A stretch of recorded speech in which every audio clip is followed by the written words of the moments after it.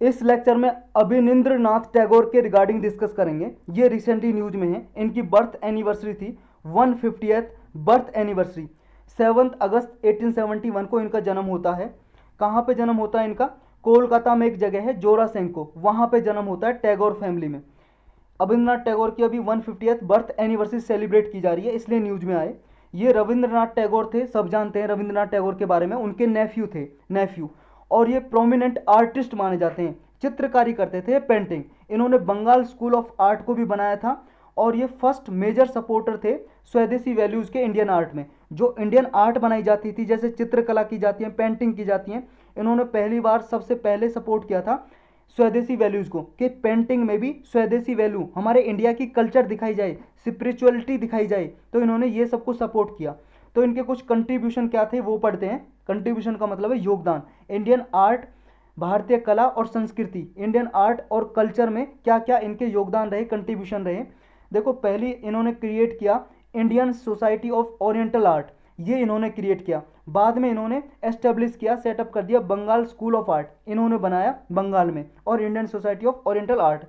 ऐसा मानते थे ये कि जो इंडियन आर्ट है और इंडियन आर्ट की जो फॉर्म है, भारतीय कला है और जो इसकी जितने भी फॉर्म है, वो क्या है, स्पिरिचुअलिटी पे डिपेंड है, स्पिरिचुअलिटी को इंपॉर्टेंस ज़्यादा देती हैं। और जो वेस्टर्न आर्ट है वो मटेरियलिज्म को सपोर्ट करती हैं, मटेरियलिज्म पे। मटेरियलिज्म का मतलब है जितने भी मानव के स्वार्थ के लिए चीज़ें हैं। और इंडियन आर्ट किसको सपोर्ट करती है? स्पिरिचुअलिटी, मतलब गॉड में बिलीव करना, या जो मटेरियलिज्म लाइफ है इससे बिल्कुल अलग।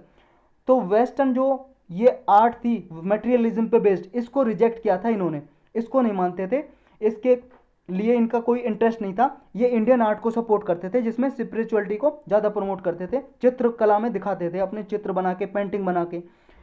इन्होंने जो मुगल आर्ट थी और राजपूत पेंटिंग थी, इन दोनों को मिला दिया। कुछ वैल्यूज पेंटिंग में अपनी मुगल साम्राज्य से दिखाई, कुछ राजपूत पेंटिंग से दिखाई, और दोनों को मिला के एक मॉडर्न इंडियन पेंटिंग को जन्म दिया। और इसी के बाद इन्होंने बंगाल स्कूल ऑफ आर्ट को बनाया था।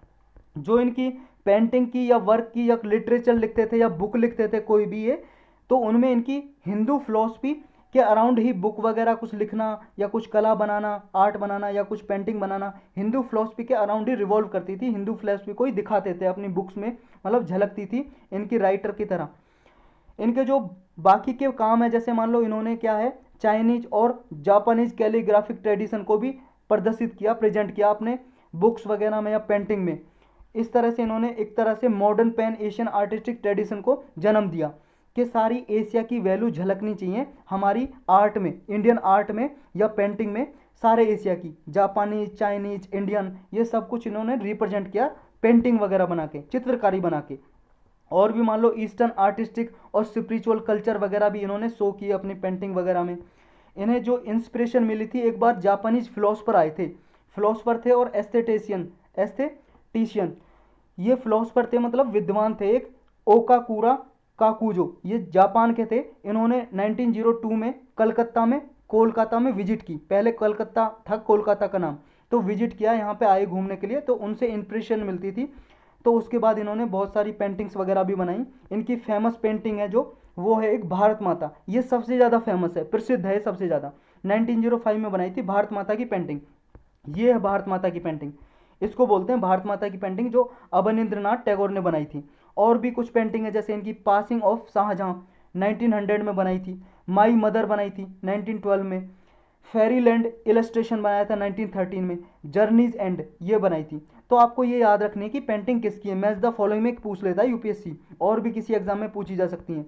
नेक्स्ट है कंट्रीब्यूशन टू लिटरेचर, इन्होंने कुछ बुक वगैरह लिखी, बहुत ज़्यादा प्रोफिशिएंट थे ये, अकम्पलिस्ड राइटर थे, फेमस राइटर थे, लेखक थे, जो चिल्ड्रन के लिए बहुत ज़्यादा बुक लिखते थे। इन्होंने कुछ चिल्ड्रन के लिए लिटरेचर लिखे, जैसे इनकी बुक है चिल्ड्रन के लिए, बच्चों के लिए कुछ बुक हैं, जैसे बुद्धो आंगला, खिरेर पुतुल, राज कहानी, ये कुछ चिल्ड्रन के लिए बेस्ट बुक है इनके, जो इन्होंने लिखी थी चिल्ड्रन के लिए।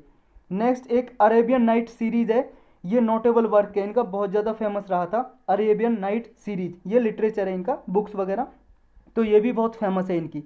तो यही था इनके बारे में इस लेक्चर में।